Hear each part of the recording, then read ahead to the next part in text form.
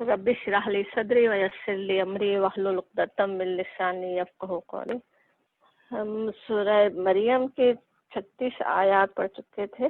آج آیت نمبر 37 سے شروع کرتے ہیں۔ اعوذ باللہ من الشیطان الرجیم، بسم اللہ الرحمن الرحیم۔ فاختلف الاحزاب،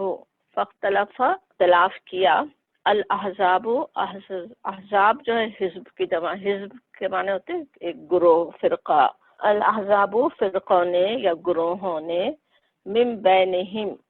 بینہم ان کے درمیان، من بینہم آپس میں اپنے درمیان، فویل للذین، فا پس ویل کہتے ہیں تباہی ہو، خرابی ہو، للذین کفروا ان لوگوں کے لیے جو کافر ہیں، من مشہد یوم عظیم،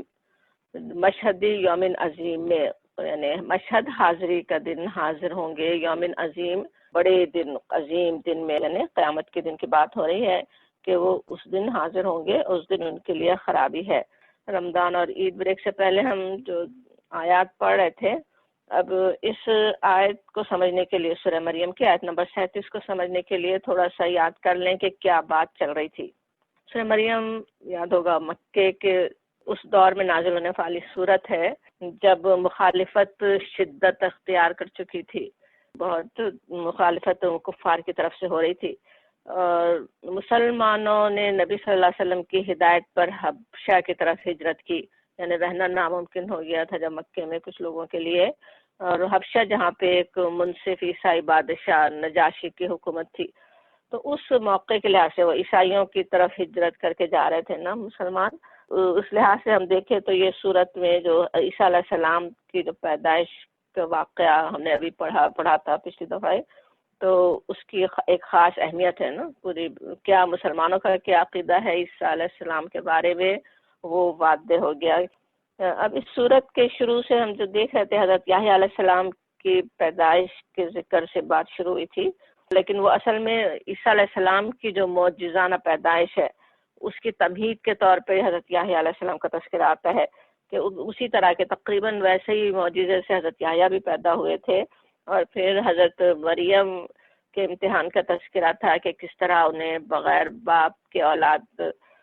دینے کی خبر انہیں دی جاتی ہے، جیسے حضرت زکریا کو بڑھاپے میں بانج بیوی کے ذریعے سے فرشتہ خبر دینے آیا تھا، اسی طرح حضرت مریم کے پاس آیا، مریم السلام علیہ کے پاس فرشتہ آ کے انہیں بیٹے کی خوشخبری دیتا ہے۔ تو پھر عیسیٰ علیہ السلام کا تذکرہ تھا کہ انہوں نے گہوارے سے کیا بات کی، کس طرح بتایا کہ میں اللہ کا بندہ ہوں اور اللہ تعالیٰ نے کیا میرا مقام رکھا ہے، اور اپنے گہوارے میں جو انہوں نے بات کی وہ بتائی گئی۔ اور پھر کہا گیا قول الحق الذی فیہ یمترون، کہ یہ ہے الحق، یہ سچی بات ہے، یہ صحیح بات ہے جس کے بارے میں وہ شک کر رہے تھے، کیا کیا باتیں انہوں نے بنا لی، کیا فلسفے نکال دیے عیسیٰ علیہ السلام کی پیدائش کے معاملے میں، اور اصل بات بس یہ تھی کہ اللہ تعالیٰ نے معجزے سے انہیں پیدا کیا بغیر باپ کے۔ اس کے بعد پھر آیت نمبر 36 میں عیسیٰ علیہ السلام نے اپنی قوم کو کیا ہدایت کی تھی، کس طرف انہوں نے بلایا تھا، اس کا تذکرہ تھا۔ وَإِنَّ اللَّهَ رَبِّي وَرَبُّكُمْ فَاعْبُدُوهُ، کہ بے شک میرا رب اور تمہارا رب، وہ ایک ساتھ کہتے ہیں نا، میرا بھی رب ہے تمہارا بھی رب ہے، اس کی عبادت کرو، ھذا صراط مستقیم، وہی سیدھا راستہ ہے۔ یہ تو انہوں نے دعوت دی، وہ ایک اللہ کی بندگی کی طرف انہوں نے اپنے قوم کو بلایا، لیکن لوگوں نے کیا کیا، فاختلف الاحزاب، اب آیت نمبر 37 میں کہا جا رہا ہے کہ گروہوں نے، کہ فرقوں نے اختلاف کیا۔ اب یہ احزاب کون ہے، گروہ کون ہے؟ ایک طرف یہودی تھے، نعوذ باللہ عیسیٰ علیہ السلام کو ولد الزنا تک قرار دینے والے ان میں سے تھے، ان کی نبوت سے انکار تو سبھی نے کیا، سارے یہود نے۔ دوسری طرف عیسائی تھے جنہوں نے ان کو کیا کچھ سمجھ لیا عیسیٰ علیہ السلام کو، بلکہ عیسائیوں کے بھی کتنے مختلف گروہ ہیں، احزاب ان میں بھی ہے نا، کئی فرقے ہیں، کسی نے سیدھا سیدھا انہیں نعوذ باللہ خدائی بنا ڈالا، کسی نے خدا کا بیٹا قرار دیا، کچھ ایسے بھی ہیں جو صرف اللہ کا رسول بھی مانتے ہیں، بلکہ جتنے بے حساب ان کے فرقے ہیں، بلکہ جتنے چرچ ہیں اتنے ان کے سمجھے آئیڈیاز الگ الگ بھی ہیں، مختلف قسم کے فرقے بھی ہیں۔ تو وہ سب جو انہوں نے باتیں کی کتنے ایکسٹریم پہ چلے گئے نا، کوئی نبی ہونے سے بھی انکار کر دے صلی اللہ علیہ وسلم کے، اور کوئی جو ہے وہ خدائی بنا ڈالے، اور ان سب کے لیے کہا جا رہا ہے جنہوں نے یہ غلطیاں کی کہ فویل للذین کفروا، تباہی ان لوگوں کے لیے جنہوں نے کفر کیا. اب وہ اپنے دانش میں تو وہ اپنے آپ کو فیتھ فل کہیں، بلیورس کہیں، اپنے آپ کو اللہ پہ ایمان لانے والا سمجھے، جنت انہی کے لیے الاٹ ہے سمجھے، لیکن اللہ تعالیٰ کی نظر میں کیا کفر کیا انہوں نے، بگاڑ ڈالا انہوں نے، اصل عقیدے کو ہی بگاڑ دیا انہوں نے. تو ان کے لیے پھر تباہی ہے. اور تباہی ہے کہہ کر پھر کہا جاتا من مشہد یوم عظیم. یوم عظیم کیا ہے؟ قیامت کا دن. اور اس کو کہا جا رہا ہے مشہد یوم عظیم. مشہد کا جو معنی ہے اس کا ایک تو مفہوم یہ کہ شہدہ ہوتا نا، شہیدہ دیکھنا، وہاں پہ حاضر ہونا. تو اس عظیم دن کو وہ دیکھیں گے، وہاں وہ حاضر ہوں گے. جب قیامت کے دن میں وہ حاضر دیں گے، اس وقت ان کے لیے تباہی ہے. ایک تو یہ مطلب ہوا. ایک اور مطلب بھی سمجھا گیا کہ وہ ظاہر قیامت کا دن شہادتوں کا بھی دن ہے نا، بلکہ عظیم دن ہے جس میں کیسی کیسی شہادتیں ہوں گی. سورہ مائدہ میں بھی آ چکا ہے کہ قیامت کے دن عیسیٰ علیہ السلام گواہی دیں گے. عیسائیوں کے لیے وہاں پہ بات تھی نا، وہ کہیں گے کہ میں نے تو ان سے کہا تھا ان اللہ ربی و ربکم، بالکل وہی بات جو ابھی ہم نے آیت نمبر 36 میں دیکھی. وہ قیامت کے دن بتا دیں گے کہ میں نے تو یہ بات ان سے کہی تھی کہ میرا بھی رب اللہ ہے، تمہارا بھی اسی کی بندگی کرو. اور وہ دن تو ویسے بھی گواہیوں کا ہی ہے نا. اللہ کے رسول اور اللہ کا دین پہنچانے والے گواہی دیں گے کہ ہم نے دین پہنچا دیا تھا. زمین گواہی دے گی کیا کچھ کس نے کیسے اعمال کیے، کیا کچھ حرکتیں کی، کیا سازشیں کی. انسان کے اپنے اعضاء تک اس کے خلاف گواہی دے رہے ہوں گے. ایک ایک عضو کی بات قرآن میں کس طرح آتی ہے نا، زبان تک بھی اپنی مرضی سے بولنے کے بجائے زبان اس کے خلاف گواہی دے رہی ہو، دوسرے ہاتھ پر گواہی دے رہے ہوں. تو وہ اس کا گواہیوں ہی کا دن ہے وہ دن. اور یہ کہ سارے انسانوں کے حاضری کا بھی دن ہے. آج انسان سوچیں اپنی خواہشات کے لیے دین کو توڑ مروڑ دے، اس کی بنا پر فرقے فرقے بنا ڈالے، لیکن ان کے لیے پھر مشہد یوم عظیم جو ہے وہ تباہی کا دن بن جائے گا. ویل للذین کفروا، جو کفر کریں، جو اس طرح کے دین کو بگاڑ دیں، اس میں طرح طرح کی باتیں شامل کر دیں، ان کے لیے پھر اس دن تباہی ہے. اور پھر کہا جا رہا ہے اسمع بہم، اسمع بہم کیا خوب وہ سنتے ہوں گے، وہ ابصر اور دیکھنے والے، یوم جس دن یاتوننا وہ ہمارے سامنے آئیں گے، لائے جائیں گے ہمارے سامنے. لیکن الظالمون مگر ظالم الیوم آج کے دن فی ضلال مبین، فی ضلال مبین کھلی گمراہی میں ہوں گے. وہ اس دن کھلی کھلی گمراہی میں ہوں گے. وہ بتایا جا رہا ہے. اب یہاں جس طرح کہا جا رہا ہے اسمع بہم و ابصر، کیا ہی خوب سنتے ہوں گے اور کیا ہی خوب دیکھتے ہوں گے، جیسے کہا جا رہا ہے جب وہ اللہ کے سامنے حاضر ہوں گے. اور لیکن ظالمون جس طرح کہا جا رہا، لیکن ظالموں سے مراد کون ہے؟ وہ جنہوں نے دنیا میں اپنی جانوں پر ہی ظلم ڈھانے والے لوگ تھے. اسمع بہم و ابصر بھی ایسے تعجب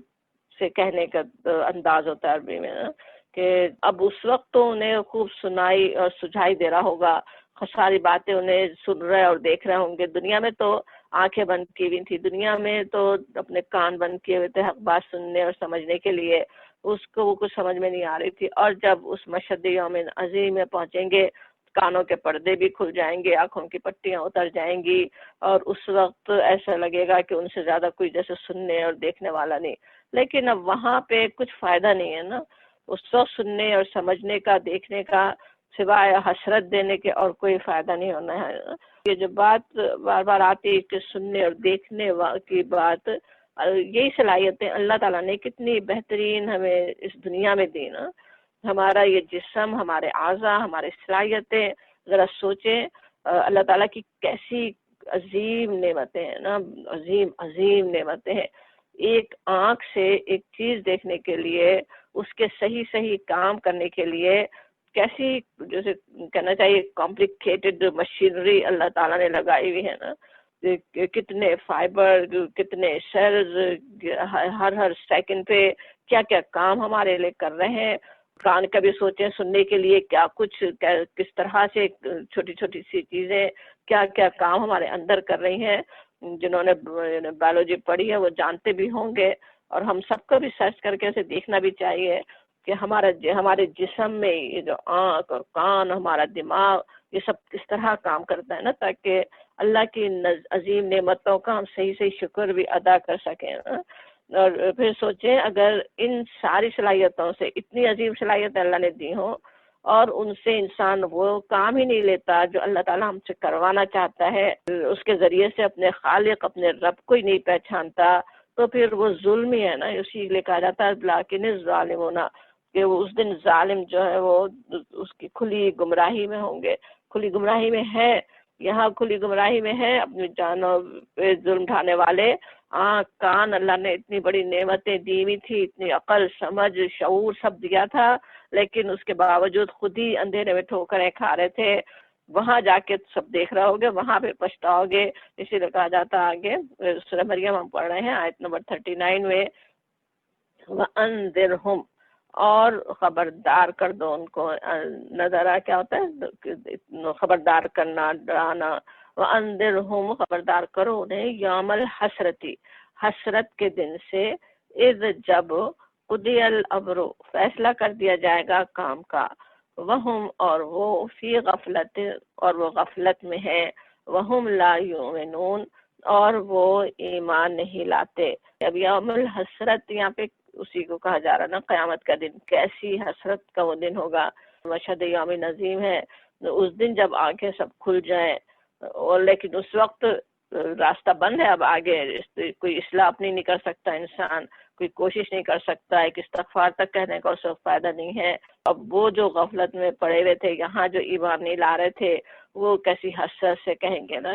کہ کاش ہمیں دنیا میں پھر جانا نصیب ہو جائے کہ ہم ایمان اور عمل صالح کی زندگی گزاریں۔ قرآن میں کتنی جگہ اس طرح کے ان کے حسرت کے جملے آتے ہیں نا، کہ وہ اس وقت حسرت کر رہے ہوں گے، کاش میں نے اس فلاں کی بات نہ مانی ہوتی، کاش میں نے اس کے پیچھے نہ گیا ہوتا۔ تو کیسی حسرت کا وہ دن ہے۔ یوم الحسرت کہنا ویسے بہت ہی سوچنے والی بات ہے کہ کیسی اس وقت حسرتیں انسان کو ہو رہی ہوں گی نا۔ اب جبکہ وہ قیامت کے دن میں پہنچا ہوا ہے، فیصلے کا دن سامنے ہے۔ اس دنیا میں تو سوچے ایک زبان ہلا کر ایک استغفر اللہ بھی کہہ دیں تو کتنے گناہ معاف ہو جائیں، ایک انگلی ہلا کر بھی انسان آخرت کے لیے کچھ کمائی کر سکتا ہے نا۔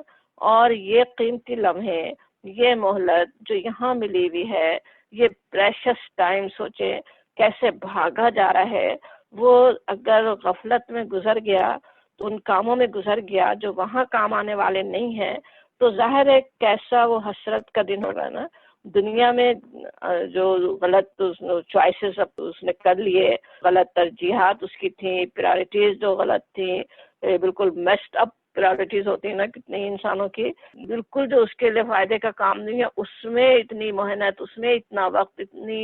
اپنی کوششیں لگا رہا ہو، اور جو اصل کام آنے والا تھا، ہمیشہ کی زندگی کو بنانے والا تھا، اس کام کو تو پیچھے چھوڑا ہوا تھا، تو وہ وہاں کیسی حسرت کا باعث ہو سکتا ہے نا۔ حسرتیں بہت کتنے ہی لوگوں کو ہو سکتے ہیں، خود اہل ایمان تک کو بھی جب اعمال نامے تولے جا رہے ہوں اس وقت کیسی حسرتیں ہو سکتی ہیں۔ اس وقت وہ نیکی کا موقع تھا، وہ نیکی کر سکتا تھا، وہ آج کام آ جاتی، اس نیکی کو پیچھے ڈال لیا، اس گناہ سے بچنا ممکن تھا اور اس وقت بچا نہیں، تو پھر وہ کیسی اس وقت حسرت ہو رہی ہوگی۔ اللہ تعالیٰ ان حسرتوں سے محفوظ رکھے۔ اللہ تعالیٰ نے خبر یہاں پہ دی، اسی لیے ہم آج تیار ہوں کہ وہاں اپنے آپ کو حسرتوں سے بچا لیں۔ تو اور اسی لیے کہا جاتا ہے وَأَنذِرْهُمْ، ڈراؤ ان کو، خبردار کرو ان کو۔ نبی صلی اللہ علیہ وسلم سے کہا جا رہا ہے، ہمیں سے ہر ایک سے کہا جا رہا ہے، دوسروں کو ہم کرنے والے ہوں، بتانے والے ہوں کہ وہاں تو اذ قضی الامر، وہاں تو بس فیصلہ ہو جائے گا، وہاں تو فیصلے کا دن ہے، وہاں کچھ کرنے کا دن نہیں ہے، وہاں پلٹنے کا دن نہیں ہے، وہاں اپنے چوائسز بدلنے کا دن نہیں ہے کچھ کہ اب کچھ کر سکے انسان۔ وہ تو فیصلہ ہونے ہی والا ہے، یا کامیابی یا ناکامی، یا حسرت یا خوشی۔ اور لیکن انسان کا کیا حال ہے؟ وہم فی غفلت وہم لا یؤمنون، اور وہ غفلت میں پڑے ہیں اور ایمان نہیں لاتے۔ انشاءاللہ ہم ایسے لوگوں میں نہیں ہوں، الحمدللہ ایمان لانے والوں میں سے ہم ہیں، لیکن غفلتیں تو آتی رہتی ہیں نا، اس سے بھی اپنے آپ کو بچانے کی ضرورت ہے کہ ان غفلتوں کی وجہ سے وہاں حسرت نہ ہو۔ اللہ تعالیٰ کی بندگی کے لیے چوکس رہنے کی ضرورت ہے نا، کس طرح اس کے تیار رہنے کی ضرورت ہے، ٹھیک اللہ کی بندگی کرتے رہنے کی ضرورت ہے۔ اور پھر کہا جا رہا ہے انا، بے شک ہم، نحنو، ہم، نرث الارض، نرث، ہم وارث ہیں، ارض زمین کے، و من اور جو کچھ علیہ اس پر ہے، و الینا، الینا کیا ہوتا ہے؟ الہ اور نا، مطلب طرف ہماری، و الینا اور ہماری طرف، یرجعون ان کو لوٹنا ہوگا، ان کو پلٹنا ہوگا۔ اب اس جملے پہ غور کریں کس طرح ہم پہ کتنا زور ہے۔ انا بے شک ہم، نحنو ہم، نریسو ہم وارث ہوں گے۔ عربی میں یہ بات اس طرح سے ہو سکتی نا، اتنا جیسے ایک جملے میں زور پیدا کیا جا سکتا تاکید سے، ٹرپل ایمفیسس جیسے ہو نا، تو اللہ تعالیٰ فرماتا ہے ہم اور صرف ہم ہی وارث ہوں گے اس زمین کے اور جو کچھ اس کے اوپر ہے، اور ہماری ہی طرف پلٹائے جاؤ گے۔ لوگ نعوذ باللہ عیسیٰ علیہ السلام کی بات ختم ہوئی نا پیچھے آیات میں، وہ اللہ تعالیٰ کے لیے اولاد قرار دیتے ہیں، اولاد جیسے پیچھے وارث ہو۔ اللہ تعالیٰ کو ضرورت نہیں ہے، اللہ تعالیٰ کہتا ہے ہم ہیں، خود ہم ہی وارث ہونے والے ہیں، اس کی پوری زمین پہ جو کچھ ہے سب کچھ کے ہم وارث ہیں، اور سب چیزیں ختم ہونے والی ہیں، سب چیزوں کو فنا ہے، لیکن سب چیزیں واپس اللہ کی طرف پلٹنے والی ہیں۔ کوئی اس کی اولاد نہیں ہے، کوئی اس کی سلطنت کا وارث ہونے والا نہیں ہے، اور اسی کی طرف الینا یرجعون، تو بہت کچھ اس میں یاد دہانی ہے نا، ہماری طرف پلٹنا ہے، ہمیں حساب دینا ہے، سب کو ہمارے پاس آنا ہے، اس کی فکر انسان کر لے، یہ یاد دہانی ہو رہی ہے۔ تو اب وہ واقعات سنا کر حضرت زکریا، حضرت مریم، حضرت عیسیٰ کی اب بھی کچھ یاد دہانی ہوئی، جو غلطیاں انسان کر رہے ہیں، جو بھولے ہوئے ہیں، جو آج دن کو بگاڑ رہے ہیں، ان کے لیے تنبیہات آئیں۔ اور اب آگے پھر بات شروع ہو رہی ہے ابراہیم علیہ السلام کی۔ کہا جاتا سورہ مریم ہم پڑھ رہے ہیں آیت نمبر 41، وَذْکُرْ اور یاد کرو، فی الکتابی کتاب میں، ابراہیم کو، انہو بے شک وہ، کانا تھے، صدیقا نبیہ، سچے نبی، وہ صدیقا نبیہ تھے۔ اب قرآن کی ویسے تو ہمیں پتہ ہے مختلف صورتوں میں کتنی ہی جگہ انبیاء کرام کا تذکرہ آیا، اور یہ تذکرہ مختلف طرح سے آیا نا۔ اکثر صورتوں کے جو موضوع اور اس وقت کی ضرورت کے لحاظ سے جب وہ آیات نازل ہو رہی ہیں، وہ جو بات سمجھانے کی ضرورت تھی وہ ان واقعات کے ذریعے سے سمجھائی گئی۔ کہیں ہم دیکھتے ہیں ان اقوام کی، انبیاء کرام کی جو امتیں تھیں، ان کی قومیں تھیں، ان کی مختلف خرابیوں کا تذکرہ ہے کہ ہم ان کی حقیقت کو سمجھیں، اپنے آپ کو ان خرابیوں میں مبتلا نہ ہونے دیں۔ کوئی صورت تنبیہ کے لیے نازل ہوئی، انذار کی صورت ہے، تو وہاں ان قوموں کی پکڑ، ان پر آنے والے عذابوں کا تذکرہ ہے۔ کہیں نبی صلی اللہ علیہ وسلم اور مسلمانوں کے لیے تسلی کے لیے اس طرح توجہ دلائی گئی کہ اللہ کی مدد ان کے لیے کس طرح آئی، انبیاء کرام ان کے ساتھیوں کے لیے، اہل ایمان کے لیے، اور کس طرح سے اللہ تعالیٰ اپنے بندوں کی مدد کرتا ہے، انہیں ظالموں سے نجات دیتا ہے، بچا لیتا ہے۔ اور کہیں انبیاء کرام کا تذکرہ ان کی بہترین صفات بتانے کے لیے آیا کہ وہ ہمارے لیے نمونہ ہوں۔ ویسے تو جہاں بھی واقعات آئے وہاں بھی ان کی صفات، ان کے کردار سے ہمیں بہت کچھ ہمارے سیکھنے کے لیے ہے، لیکن یہاں کہیں تو صرف خاص ان کے کردار پر ہی بات ہوتی ہے نا۔ بالکل اسی طرح سورہ مریم میں انبیاء کرام کا تذکرہ آیا ہے، اگرچہ بہت تفصیلی نہیں ہے، بہت ہی اجمالی ہے۔ ابھی آگے جو انبیاء کا تذکرہ وہ تو اور بھی مختصر ہے، لیکن ان کے بہترین کردار ہمارے سامنے رکھ دیے گئے، ان کے جو کردار کی سب سے بہترین چیزیں ہیں وہ ہمارے لیے ہمیں بتا دی گئی، ہمارے لیے نمونے کے لیے۔ پیچھے زکریا، یحییٰ، عیسیٰ علیہ السلام اور مریم السلام علیہا کے تذکرے تھے جن سے ہم نے بہت کچھ سیکھا۔ اب اس وقت کے عیسائیوں کے لیے بھی اس میں اپنی غلط فہمیوں کو دور کرنے اور سیکھنے کے لیے بہت کچھ تھا، آج کے بھی عیسائیوں کے لیے۔ اب ابراہیم علیہ السلام کا تذکرہ شروع ہو رہا ہے، نبی صلی اللہ علیہ وسلم سے خطاب کر کے کہا جا رہا ہے کہ اس کتاب میں آپ ابراہیم کا ذکر کریں، وَذْکُرْ فِی الْکِتَابِ ابراہیم، اور یاد کرو کتاب میں ابراہیم کو، ابراہیم علیہ السلام کا تذکرہ کرو۔ ابراہیم علیہ السلام جن سے نبوت کے دونوں بڑے سلسلے چلے، اسحاق علیہ السلام کی اولاد سے اور اسماعیل علیہ السلام کی اولاد سے، اس وقت جو بڑے بڑے مذاہب موجود تھے وہ بھی سب اپنا رشتہ ابراہیم علیہ السلام سے نہ صرف جوڑتے تھے بلکہ دین ابراہیمی ہی پر قائم ہونے کے دعوے دار تھے، چاہے وہ مشرکین عرب ہو یا وہ اہل کتاب ہوں، ان دونوں کا یہ تھا کہ وہ یہی کہتے تھے کہ ہم دین ابراہیمی پر ہی ہے نا. تو اب ان سب کو بتایا جا رہا ہے، ادھر مشرکین عرب کو بھی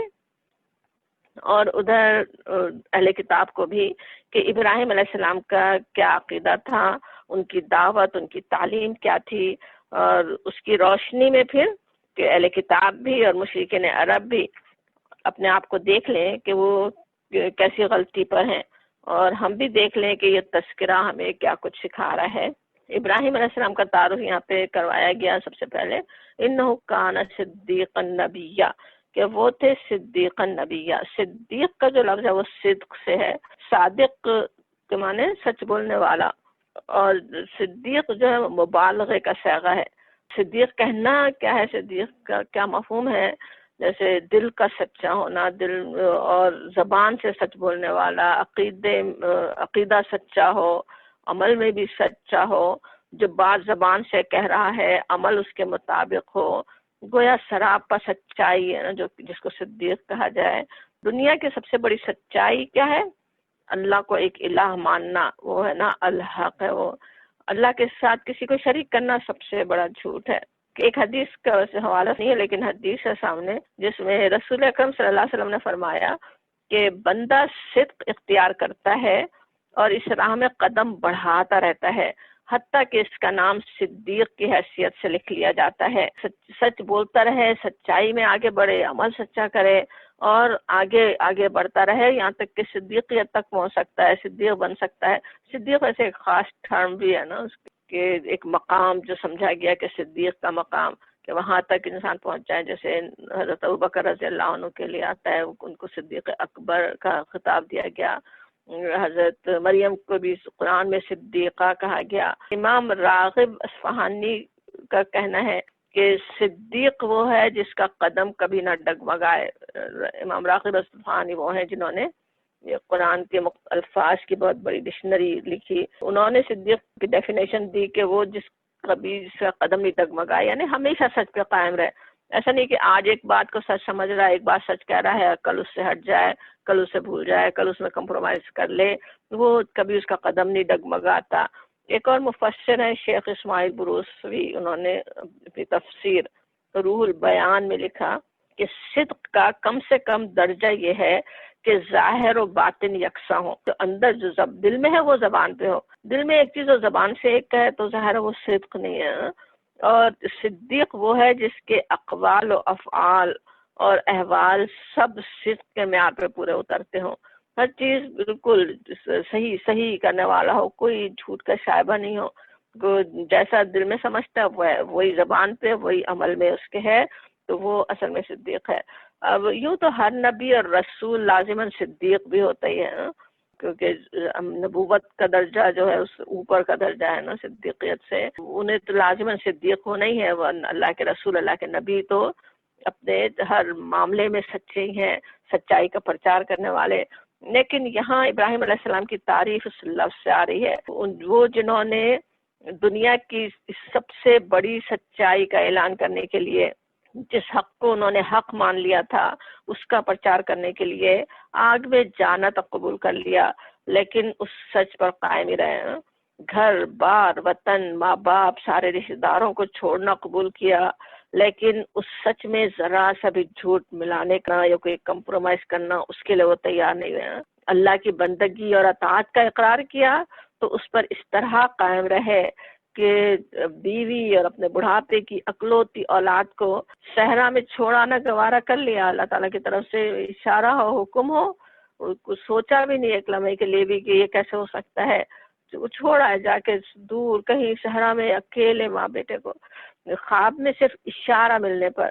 اپنے اسی اکلوتے بیٹے کو جسے وہ صحرا میں چھوڑ گئے تھے، اور اب وہ چلنے پھرنے کے قابل ہو گیا ہے اور ان کے ساتھ دینے کے، اب اس کو پھر وہ قربان کرنے کے لیے تیار ہو جاتے ہیں. یہاں تک کہ اللہ تعالیٰ ان کے لیے فرماتا ہے قد صدقت الرؤیا، سورہ صافات میں کہا گیا 105 میں، تو نے تحقیق، تو نے خواب سچ کر دکھایا. خواب اللہ نے رویا ہی دکھائی تھی، خواب ہی دکھایا تھا، یہی دکھایا تھا، یہ نہیں دکھایا تھا کہ کر چکے ہوں. جیسے قربان کرنے جا رہے ہوں وہ انہوں نے کر دیا، بالکل تیار ہو گئے باپ بیٹے دونوں. انشاءاللہ ہمیں ایسے بڑے امتحانوں سے نہ گزرنا پڑے کبھی بھی لیکن صدیق کی اور صدیقیت کی صفت اپنے اندر پیدا کرنے کی کوشش لازمی ہے ہمارے لیے بھی نا، ورنہ سوچیں صدق کا اپوزٹ کیا ہے؟ کذب ہے نا، کذب، جھوٹ، اور جھوٹ جو منافق کی سب سے بڑی نشانی ہے۔ قول اور عمل کی یکسانی، لا الہ الا اللہ جو زبان سے کہا ہے، عمل بھی اس کی گواہی دے تو وہ صدیقیت ہوئی، اور اس کے مقابلے میں زبان سے کچھ کہتا ہے، عمل میں کچھ ہے، ایک طرف کلمہ پڑھتا ہے، ایک طرف لا الہ الا اللہ کہتا ہے، ایک طرف محمد رسول اللہ کہتا ہے، ایک طرف آپ کی لائی ہوئی شریعت کو پیچھے ڈالنا چاہتا ہے، ایک طرف اللہ کی بندگی پہ آگے نہیں بڑھتا، تو وہ کیا ہے؟ منافق ہے، دو چہرے جس کے ہیں، نفاق میں مبتلا ہے۔ اب یہاں اسی لیے ابراہیم علیہ السلام کی صفت آ رہی ہے کہ وہ صدیق نبیہ تھے۔ نبیہ جو کہا جا رہا ہے، نبی کو کسی نے سمجھا کہ نبا سے خبر کے معنی ہوتے ہیں نا، انبیاء کرام ظاہر خبر دینے والے ہوتے ہیں، اللہ تعالیٰ کی طرف سے پیغام پہنچانے والے ہوتے ہیں۔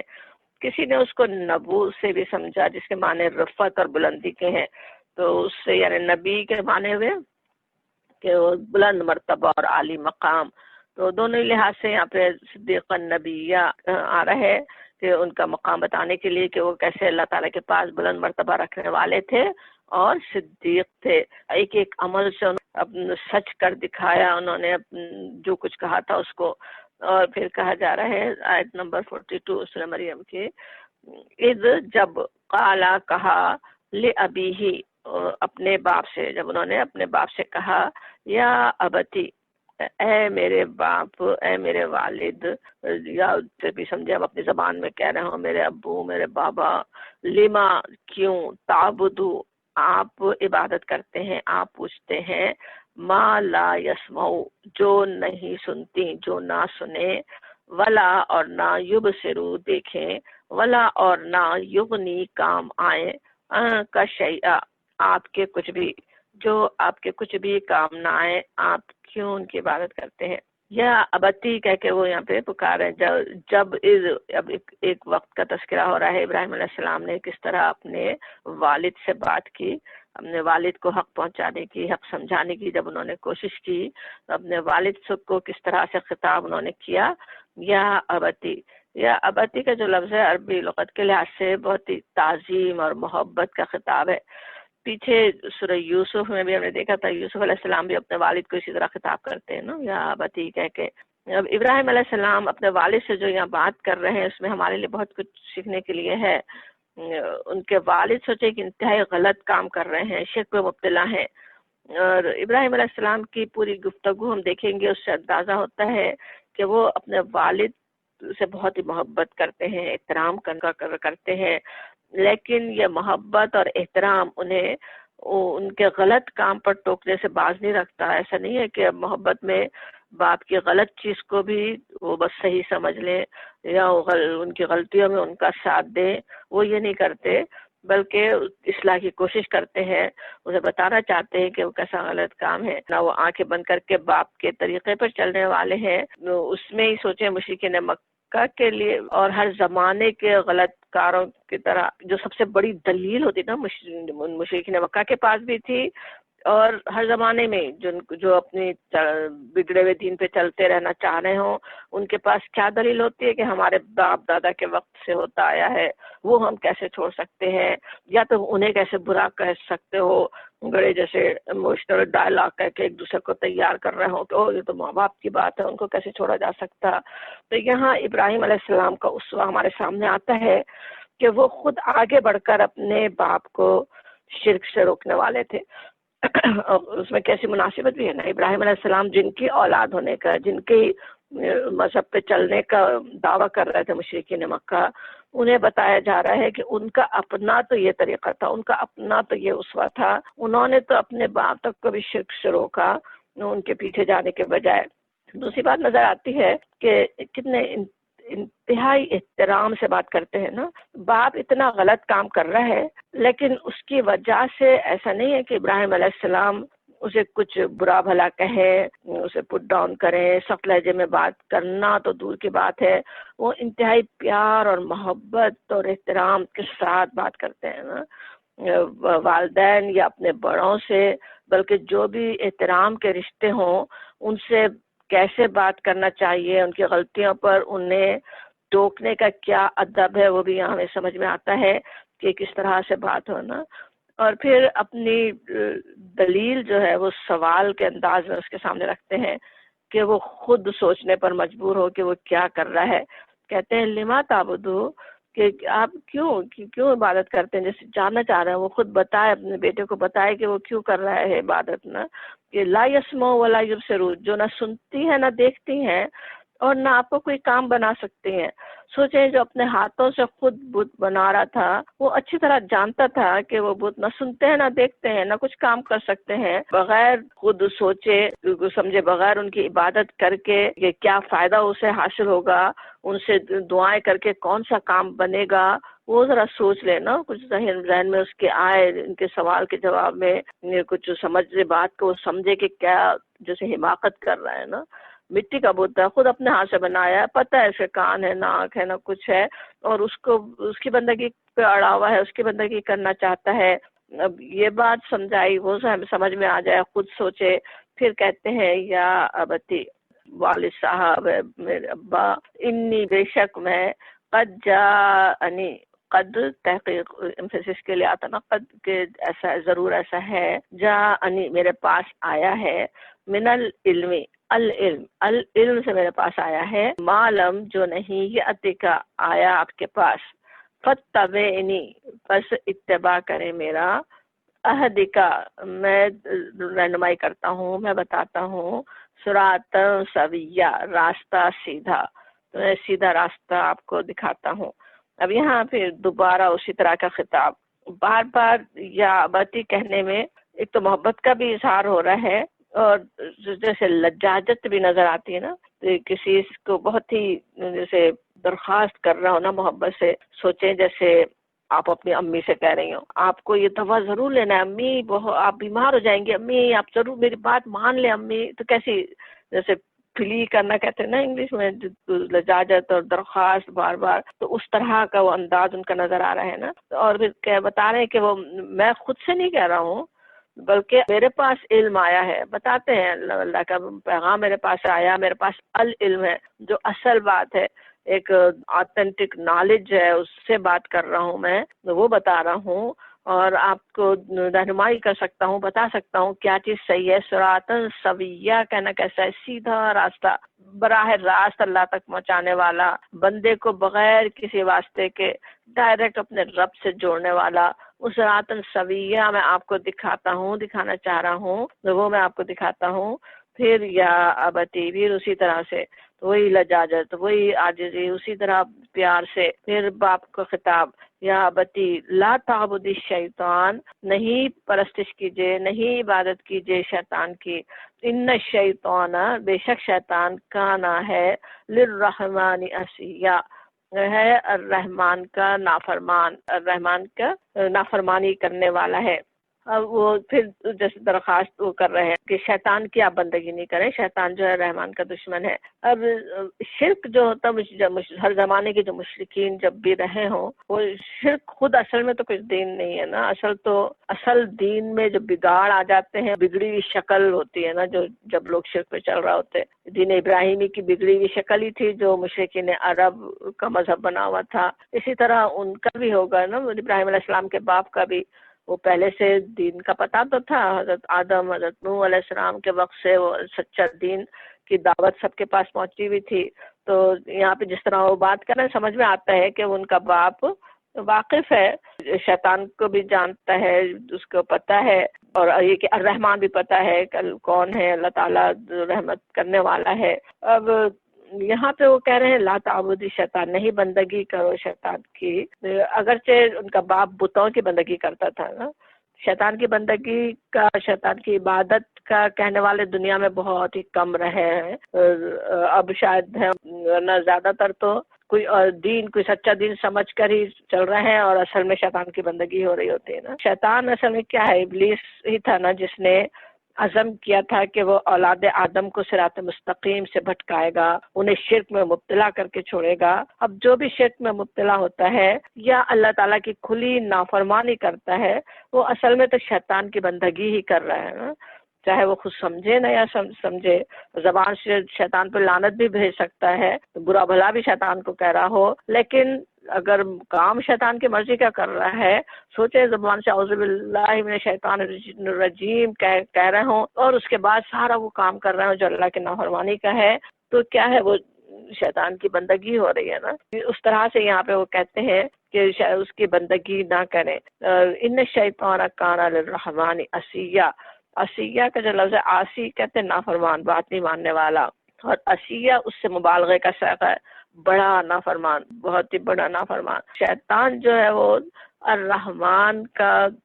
نافرمان ہے۔ ویسے تو سورہ مریم وہ سورت ہے جس میں سب سے زیادہ مرتبہ اللہ تعالیٰ کا یہ اسم مبارک الرحمن آیا ہے۔ ایک ہی صورت میں اتنی دفعہ یہی صورت ہے جس میں آتا ہے نا نام 16 مرتبہ خیال میں ہے۔ اور الرحمن ویسے بھی اللہ تعالیٰ کا بہت ہی عظیم اور یونیک نام ہے نا، اور سارے اسماء الحسنی سے بہت مختلف بھی ہے، پوری اس کی ترکیب بھی فولان کے وزن پہ ہے نا، اکثر ہم دیکھتے ہیں فعیل فعال کے وزن پہ ہوتے ہیں، بہت مبالغے کے ساتھ کہ بہت رحم کرنے والا، الرحیم، البصیر، السمیع، یا کہ الغفار، لیکن الرحمن جو ہے وہ فولان کے وزن پہ کہ بہت ہی زیادہ رحم کرنے والا۔ اور پھر یہی ایک نام ہے الرحمن جو قرآن میں ہم دیکھتے ہیں وہ اللہ تعالیٰ کے الٹرنیٹ کے طور پہ بھی آتا ہے نا، دوسرا اسماء حسنی صفات ہی کی طرح آتے ہیں نا، لیکن یہ جیسے اللہ تعالیٰ کے نام کی طرح سے الرحمن آتا ہے جیسے یہاں پہ آ رہا ہے۔ اب الرحمن کے معنی بھی سب کے ذہن میں ہوں گے کہ کیسا مبالغے کا صیغہ ہے نا، بہت زیادہ رحم کرنے والا، ہر وقت ہر ایک پر کرنے والا۔ اب یہاں الرحمن کے نام سے ابراہیم علیہ السلام کس طرح اپنے والد کو احساس دلا رہے ہیں، اور یہ آیت ہمیں بھی احساس دلا رہی ہے کہ ایک طرف وہ رحمان و کریم آقا ہے جس کی بے پناہ رحمتیں ہم پر اس وقت بھی ہو رہی ہیں جب ہم اس سے غافل ہوں، بلکہ جو لوگ اس کی کھلی کھلی نافرمانی اور سرکشی بھی کر رہے ہوں انہیں بھی سوچیں وہ اسی وقت اس عین نافرمانی کے وقت میں بھی، سرکشی کے وقت میں بھی کس طرح ان پہ رحمتیں اپنی کر رہا ہے، انہیں ہوا مہیا کر رہا ہے، ان کے سارے جو ریسپریٹری آرگنس ہیں ان کو کام کر رہے ہیں، رگوں میں تیزی سے وہ خون دوڑ رہا ہے، کیسے کیسے تیز تیز رحمتیں اس کی کام کر رہی ہیں اپنے بندے کے لیے، اس کی صفائی کا کام ہو رہا ہے، کہیں جو دل کی جو حرکت ہو رہی ہے اس میں کیا کچھ کام ہو رہے ہیں، ٹھنڈا پانی مہیا ہو رہا ہے، وہ جسم کو کیسے تراوت بخش رہا ہے، اس کا دماغ اس کے لیے کیا کچھ خدمات انجام دے رہا ہے، اور آسمانی آفتوں سے بچانے کے لیے کیا کیا انتظامات ہو رہے ہیں۔ ایسے رحمان آقا کا جو نافرمان ہے اس کی بندگی کیسے کر رہا ہو۔ سوچے ایک طرف اتنا مہربان آقا ہو، سوچے جیسے ماں باپ ہی ہوتے ہیں، اتنی مہربانیاں انہوں نے کی ہیں، ان کو سوچے کوئی اگر ان کے نافرمانی تو چھوڑے، کوئی ایک برا لفظ بھی ایک ہمارے باپ کے خلاف بول دے تو جا کے اس کی بندگی، اس کی بات ماننا کیسے گوارا کر سکتا ہے نا ایک فرما بردار بچہ۔ وہ رب کریم جس کی اتنی رحمتوں میں جیسے ڈوبے ہوئے ہوں، جتنی رحمتیں اوپر ہو رہی ہوں، اور اس کی بندگی چھوڑ کر اس کے دشمن کی، وہ جو اس کی جو نافرمانی کر چکا ہے، اس شیطان کے پیچھے انسان جائے، تو ایسے کام کرے جو رحمان کو ناراض کرنے والے اور شیطان کو خوش کرنے والے ہوں، بلکہ شیطان کی بندگی میں شمار ہو جائیں، یہ کیسے کر سکتے ہو؟ وہ احساس دلا رہے ہیں نا۔ وہ یہاں پہ ابراہیم علیہ السلام نے احساس دلایا، اور وہی ہمیں بھی سوچنے کی ضرورت ہے، کوئی ایسا کام نہ کرنے والے ہوں جو شیطان کی بندگی شمار ہوتا ہو، جس سے شیطان خوش ہوتا ہو، جو چاہتا ہو کہ ہم کریں۔ سوچیں کتنے کام ایسے ہیں، ہم اپنے بھائی بندوں کے خلاف دل میں کینہ پالیں، کون چاہ رہے کہ ہم کینہ پالیں؟ کہ کسی اور کے خلاف ہم کوئی بات کر رہے ہوں، وہ کون چاہتا ہے؟ ہمارا دشمن چاہ رہا ہے کہ ہم وہ بات کریں۔ اللہ تعالیٰ کا کوئی حکم ہے، اس وقت ایک فرض عائد ہو رہا ہے، اس کو پیچھے ڈالنا ہم سے کون چاہتا ہے؟ شیطان ہم سے چاہ رہا ہے۔ اس وقت اگر ہم اس کی بات مان رہے ہوں تو اس وقت جیسے اللہ کے دشمن کی بندگی میں لگے ہوئے ہیں اپنے رب کو چھوڑ کر۔ اب پھر وہ کہتے ہیں یا ابتی، اے میرے باپ، سورہ مریم کے آیت نمبر 45، اسی طرح سے پھر خطاب اسی انداز سے اپنے والد کو مخاطب کر کے درخواست کر رہے ہیں، انی بے شک میں اخاف، ڈرتا ہوں، این یا مسکا، مس کس طرح ہوتا ہے جیسے پکڑ لینا، بلکہ کسی چیز کو مضبوطی سے پکڑنے کے لیے بھی آتا ہے، تو این یا مسکا کہ آپ پکڑے آپ کو، عذاب من الرحمانی، رحمان کا عذاب، فتکونا پس ہو جائیں آپ للشیطان ولیہ شیطان کے ولی، شیطان کے دوست۔ اب یہاں پہ اب وہ کیا بات کر رہے ہیں، اپنے باپ کے لیے جسے ڈر رہے ہیں کہ ایمسک عذاب من الرحمانی، کہ کہیں انہیں رحمان کا عذاب نہ پکڑ لے، وہ عذاب سے دوچار نہ ہو جائیں۔ اب سوچیں اسی کے گھر میں اللہ کی طرف سے ہدایت آ چکی اور پھر بھی وہ نہ پلٹے تو عذاب سے دوچار ہونا ہی تھا، تو وہ اس کا ہی انہیں ڈر ہو رہا ہے۔ اب یہاں پر بھی اللہ کا نام الرحمن کا آنا کس طرح ہے نا، وہ آقا جو اتنی رحمتوں پر رحمتیں کرنے والا ہے، اپنے بندوں کو اپنی رحمت سے ڈھانپ لینا چاہتا ہے، عفو کریم ہے، بندوں کو معاف کرنا ہی اس کو پسند ہے، جس نے خود اپنے غضب پر اپنی رحمت کو غالب کرنا لکھ لیا اپنے اوپر، اللہ تعالیٰ نے لکھ لیا، حدیث میں آتا ہے نا میرے غضب پہ میری رحمت غالب ہوگی۔ وہ جو اتنا الرحمن ہے، ایسی ہستی کے بھی عذاب کا اگر کوئی اپنے آپ کو مستحق بنا لے تو کیسی بد نصیبی اور حسرت کی بات ہے نا۔ سوچے کوئی ایک ہے جو ہر وقت ناراض رہتا ہو، ہر وقت جلدی سے ناراض ہو جاتا ہو، غصے میں آتا ہو، اسے ناراض کر دیں تو وہ کوئی بڑی بات نہیں ہے نا۔ وہ جو اتنی رحمتیں محبتیں کرنے والا ہو، معاف ہی کرتا رہتا ہو، کتنی بڑی بڑی غلطیاں انسان کرتا ہے ان سے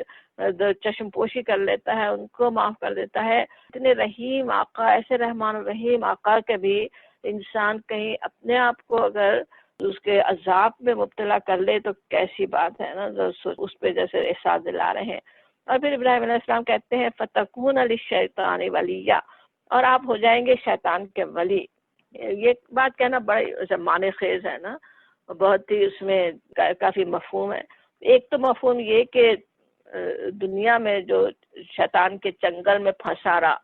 وہ آخرت کی سزا میں بھی اس کے ساتھ ہی ہوگا، جیسے سورہ نحل کی آیت 63 میں آتا ہے، وہاں پہ اللہ کی قسم کھا کر پچھلے تاللہ سے وہاں پہ آیت شروع ہوتی ہے کہ قسم اللہ کی، اور وہاں پچھلے رسولوں کی امتوں کے بارے میں کہا گیا فَزَيَّنَ لَهُمُ الشَّيْطَانُ، کہ پس ان کے لیے شیطان نے زینت دے دی، اعمالہم ان کے اعمال کو، یعنی شیطان نے ان کے برے کرتوت انہیں خوشنما بنا کر دکھائے، اور فَهُوَ وَلِيُّهُمْ پس وہ ان کا ولی ہے الیوم آج کے دن، وَلَهُمْ عَذَابٌ علیم اور ان کے لیے عذاب علیم ہے۔ یعنی سمجھ میں آتا ہے اس آیت سے کہ جب اللہ سے دور کرنے والے اعمال بھی بہت اچھے لگنے لگے، وہ جو دنیا کی چیزیں ہیں، دنیا کے رنگینیاں ہیں، وہی زیادہ پسند آ رہی ہیں۔ انسان جو بھی یعنی غلط سلط کام کر رہا ہے، کوئی ایسے اللہ کو ناراض کرنے والے کام، عجیب و غریب رسوم کو جو ہے وہ دین بنا کے اسی پہ خوش ہو رہا ہو، بدعتیں شامل کر کے یا کچھ اور چیزیں شامل کر کے، تو وہ کیا ہے، تو جیسے وہ اچھے لگ رہے ہیں تو اس کے شیطان اس کا ولی بن گیا ہے نا، جیسے شیطان گویا اس کا دوست ہی بن جاتا ہے۔ ولی کا معنی بھی ذہن میں ہوں گے، قریبی دوست بھی، سرپرست کو بھی کہتے ہیں نا۔ اور جب دنیا میں اس کے ساتھ ہی ہاتھ میں ہاتھ ملا کر ایک انسان چل رہا ہو شیطان کے، اسی کے خوشی کے کام کر رہا ہو، تو پھر اس جو عذاب ہوگا، جو اس کا انجام ہوگا، اس میں بھی پھر اسی طرح شریک ہوگا نا۔ دوزخ میں بھی وہی ان کا ولی ہوگا، وہ دردناک عذاب میں بھی ان کے ساتھ ہی ہوں گے نا۔ اب اس آیت سے یہ بھی سمجھ میں آتا ہے رحمان آقا کا عذاب یہ بھی نا کہ وہ اپنے بندے کو چھوڑ دے۔ اللہ تعالیٰ تو سوچیں کس طرح سے اپنے بندوں کو مواقع عطا کرتا رہتا ہے نا، اپنے رب کی طرح کہ بندہ اپنے رب کی طرف پلٹ آئے، ایک دفعہ نہیں، دو دفعہ نہیں، ہزاروں دفعہ ایک بندے کے لیے کیسے مواقع سامنے آتے رہتے ہیں نا کہ وہ شیطان کی چالوں سے محفوظ رہے۔ خود اسی کا سوچے، ابراہیم کا باپ جو آزر تھا، اتنا سعادت مند بیٹا سمجھا رہا ہے، اللہ تعالیٰ کے پاس سے براہ راست ہدایت اس تک جسے پہنچ رہی ہے۔ ابراہیم علیہ السلام نہ صرف وہی دلائل اس کو دیتے ہیں جو یہاں آ رہے ہیں، بلکہ کیسے کیسے پریکٹیکل انہوں نے کر کے دکھائے نا، بتوں کو توڑ کر، دار کو چھوڑ کر، ان کی بے بسی کا کیسے سامنے بتا دیا کہ کچھ نہیں کر سکتے، یہ ان کا بڑا ہی ان کو بچا نہیں سکا اپنے دوسرے بتوں کو، سورج چاند ستاروں کی طرف کیسے توجہ دلائی جس کے انہوں نے بت بنائے ہوئے تھے کہ یہ سب ڈوبنے والے ہیں، سب ختم ہونے والے ہیں۔ بلکہ ابراہیم علیہ السلام کی پوری زندگی ہی ایک بینہ ہے، ایک روشن نشانی تھی نا رسولوں کی، رسول خود ہوتے ہی ہیں بینات لے کر آتے ہیں، خود بینہ لوگوں کے لیے ہوتے ہیں، لیکن باپ جب طے کر لے کہ آنکھیں بند ہی رکھنا ہے، بینہ کو، کھلی نشانیوں کو دیکھنا ہی نہیں ہے، تو پھر اللہ کے عذاب سے دو چار ہی ہونا تھا نا، کہ شیطان ہی اس کا دوست بن جائے دنیا میں بھی اور دوزخ میں بھی۔ ہمیں بھی اپنے لیے اسی طرح سوچنے کی ضرورت ہے نا، جب اپنا ضمیر ٹوک رہا ہو، ہدایت کئی طرح سے آتی ہے نا، سب سے پہلے تو اپنی اندر سے بھی آ رہی ہوتی ہے، ضمیر ٹوکتا ہے، کوئی غلط بات ہو تو بے چینی ہوتی ہے کہ کچھ غلط کام ہو گیا، یا پھر کسی ذریعے سے ہدایت مل رہی ہو، کوئی ہدایت کی طرف بلا رہا ہو، اور وہ بلانے والے خواہ اپنے بچے ہی ہوں یا کوئی ایسا شخص ہو جس کو ہم اہمیت دینا نہیں چاہتے، لیکن ان سے جیسے آگے بڑھ کر ہدایت کو قبول کرنے کی ضرورت، اور وہ کرنے کے بجائے اگر انسان اس ہدایت کو اگنور کرتا رہے، ریجیکٹ ہی کر دے، تو گویا اپنے نفس کے شیطان کو کچھ مزید طاقتور بنا دیتا ہے نا۔ اپنے رب سے سوچیں، جو انسان بھی ایک قدم پیچھے ہٹتا ہے، اس وقت اللہ کی ایک بندگی کرنے کا ٹائم تھا، اس وقت اللہ کی اطاعت کرنا تھا، اس وقت اس کی طرف بڑھنا تھا، اس کے مواقع سامنے تھے اور وہ بڑھا نہیں، تو سمجھے شیطان کی ولایت کی طرف ایک قدم بڑھ گیا، شیطان کا ولی بننے کی طرف اس کا قدم بڑھ گیا نا۔ یہ جیسے سمجھ میں آ رہا ہے نا جس طرح سے انہوں نے بات کی ہے یہاں پہ، کہ میں ڈر رہا ہوں آپ کے لیے ابا جان کہ کہیں عذاب الرحمان کے عذاب میں آپ گرفتار نہیں ہو جائیں، اور یہ کہ شیطان آپ کا ولی بن جائے، ایسا نہ ہو جائے۔ وہ اپنی فکر کا اظہار کر رہے ہیں نا، کیسی درد مندی سے اپنے باپ کے لیے فکر مند ہیں، فکر مندی سے ان کو سمجھا رہے ہیں، اور کیا کیا انہیں نصیحتیں کی ہیں۔ اب آگے باپ کا جواب آ رہا ہے، وہ کس طرح سے جواب دیتا ہے، اور اس کے پھر اس جواب میں پھر حضرت ابراہیم علیہ السلام کا کیا رویہ ہوتا ہے، ان سب میں ہمارے لیے بہت کچھ سیکھنے اور سمجھنے اور تدبر کرنے کی چیزیں ہیں، تو جس کے لیے ابھی ٹائم ختم ہو رہا ہے، تو انشاءاللہ ہم اگلی کلاس میں ان آیات پہ غور کرتے ہیں۔ وآخر دعوانا الحمدللہ رب العالمین۔